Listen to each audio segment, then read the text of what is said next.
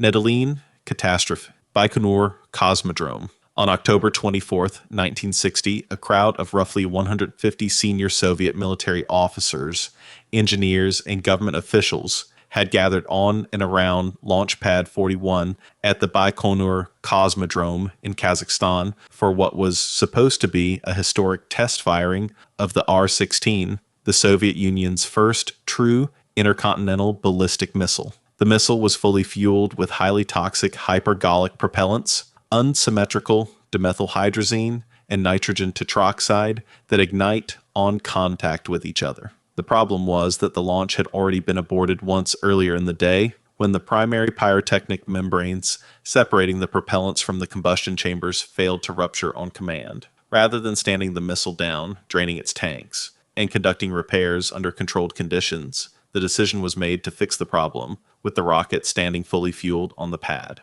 The man who made that decision was Marshal Mitrofan Nedelin, Commander-in-Chief of the Soviet Strategic Rocket Forces, who had pushed the launch date forward by months to meet the November 7th anniversary of the Bolshevik Revolution, a date chosen by Nikita Khrushchev himself as a propaganda deadline. Nedelin set up a chair at the base of the rocket and sat there personally supervising the repairs, placing himself within meters of a fully fueled ICBM, while a technician was manually resetting electrical circuitry to attempt to rearm the primary membranes. A short circuit caused the second stage engine to ignite. Its exhaust tore directly through the first stage propellant tanks below it. The resulting fireball, burning at temperatures approaching 3,000 degrees Celsius, engulfed the entire pad area in seconds. Those close to the rocket were incinerated where they stood. Those further away tried to run across the concrete apron, but the burning fuel, flowing as a liquid, spread faster than they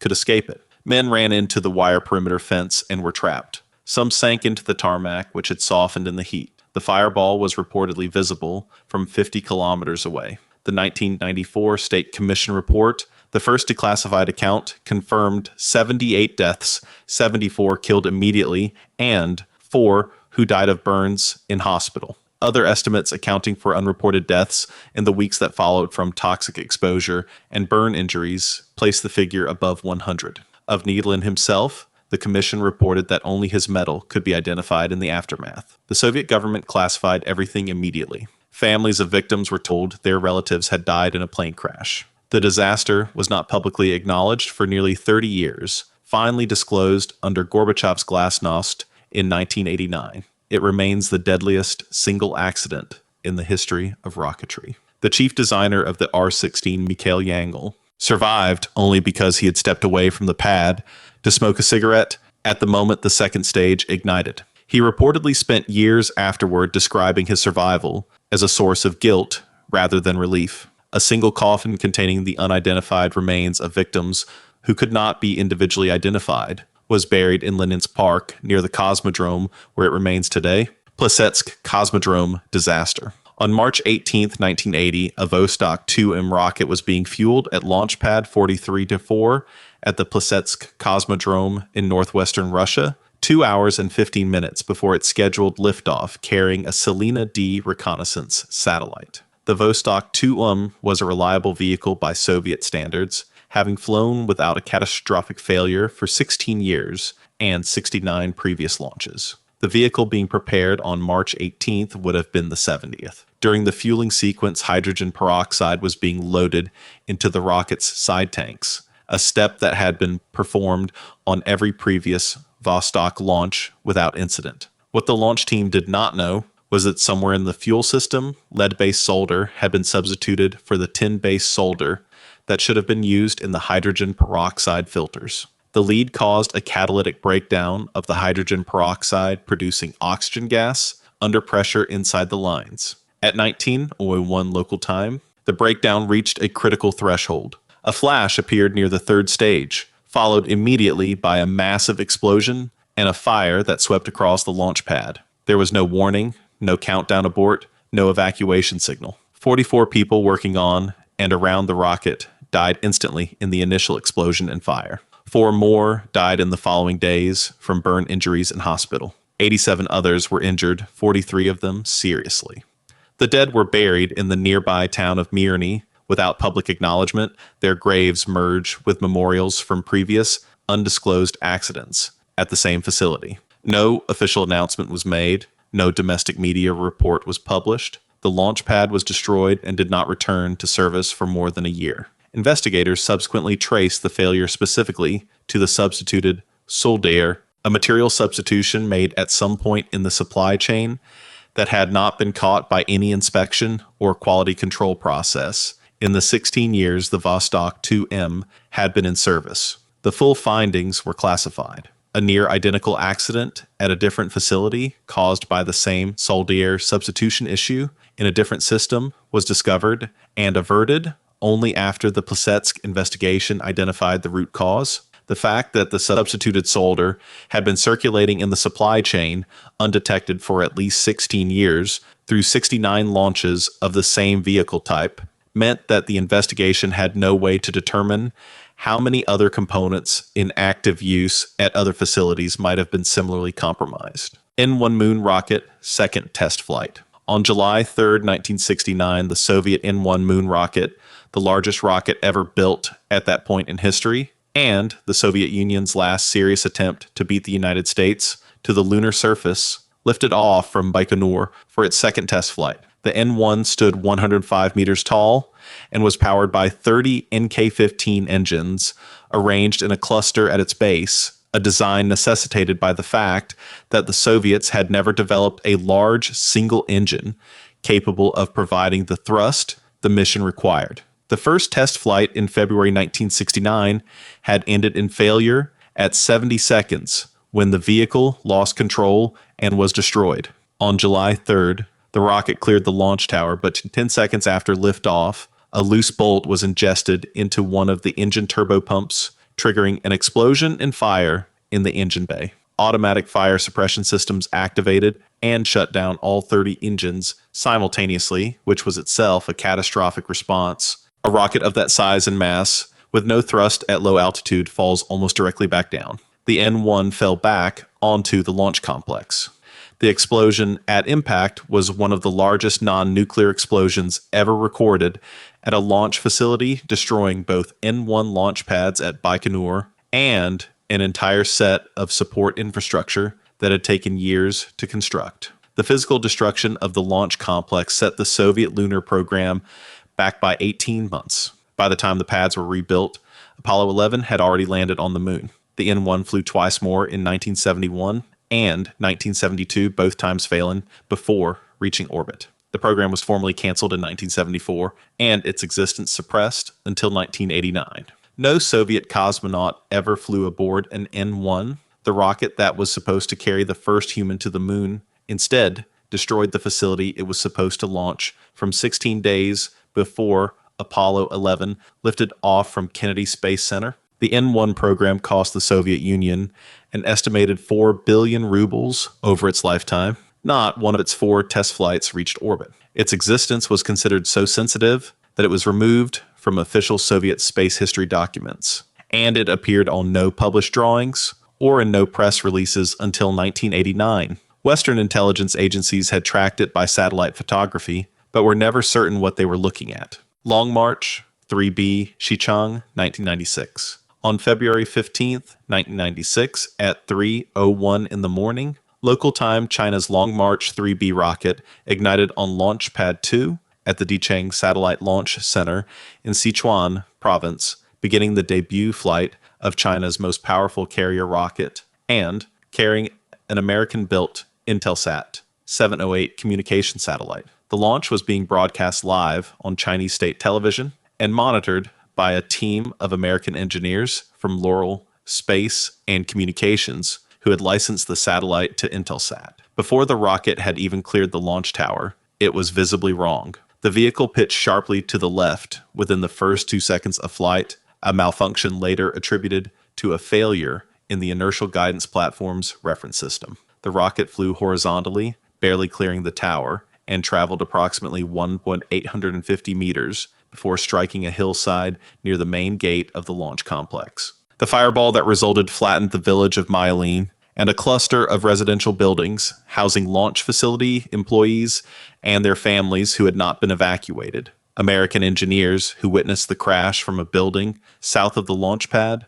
later described watching the explosion illuminate the night sky and then being confined by Chinese military personnel for more than 5 hours in a secured bunker before being allowed to leave. The Chinese government's official report stated that 6 people died and 57 were injured. Western engineers present at the site, U.S. defense officials, and independent analysts who subsequently reviewed footage smuggled out of the facility were unanimously skeptical of that figure. Witnesses described dozens of ambulances, military trucks removing bodies under cover of darkness, and a residential area that was essentially destroyed. U.S. Defense Intelligence estimates at the time suggested the true death toll was in the hundreds. The Chinese government has never revised its official figures. Foreign journalists were not permitted access to the site. No independent investigation was ever conducted. The true death toll of the Xichang disaster remains officially unknown, making it one of the most consequential cover-ups in the history of spaceflight. The debris field from the crash included the largely intact remains of the Intelsat 708 satellite, which had separated from the rocket before impact. American engineers spent weeks recovering satellite components from the surrounding hillsides. The information subsequently shared between Laurel engineers and Chinese investigators about the failure's causes later became the subject of a major U.S. congressional investigation into whether classified satellite technology had been improperly transferred to China, a controversy that outlasted the disaster itself by nearly a decade. Alcântara launch accident, Brazil. On August 22, 2003, a Brazilian VLS-1 rocket was being prepared for its third orbital launch attempt at the Alcântara Launch Center on the northern coast of Brazil. The VLS-1, the Veículo Lançador de Satélites, was a 4-stage solid-fuel rocket developed entirely within Brazil as part of the country's ambition to independently reach orbit, a goal it had been pursuing since the 1970s. On August 22nd, with the rocket fully assembled on its launch pad and undergoing routine pre-launch testing, one of the 4 solid-fuel booster engines in the first stage ignited without command. Solid rocket motors cannot be turned off once ignited. The premature ignition triggered a chain reaction. Within seconds, all 4 first-stage boosters had ignited simultaneously on the pad, consuming the launch tower and the vehicle, and sending a catastrophic explosion through the launch complex. 21 Brazilian scientists and technicians were killed outright, along with a security guard. 3 others died later from injuries. The victims included many of the most experienced rocket engineers in Brazil's space program specialists, who had spent years developing the VLS-1 and who were present at the pad because the launch was considered a landmark national achievement. The explosion effectively destroyed the institutional knowledge base of the Brazilian space program in a single event, killing lead engineers whose expertise could not simply be replaced. The accident investigation traced the ignition to a problem in the rocket's onboard computer interface during a safety system test, though a full public accounting of the chain of events was never released in detail.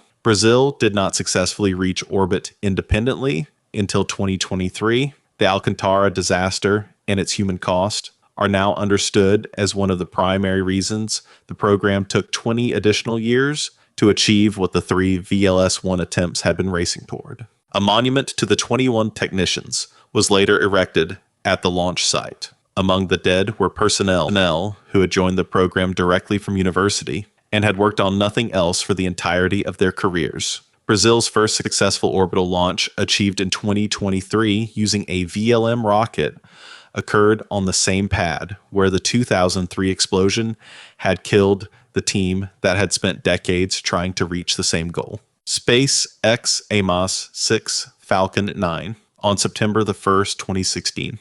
A Falcon 9 rocket operated by SpaceX was sitting on Launch Complex 40 at Cape Canaveral, Florida, undergoing a routine static fire test, a standard pre-launch procedure in which the rocket's engines are briefly ignited while the vehicle remains bolted to the pad to verify propulsion systems before the actual launch. The test was scheduled for later in the morning.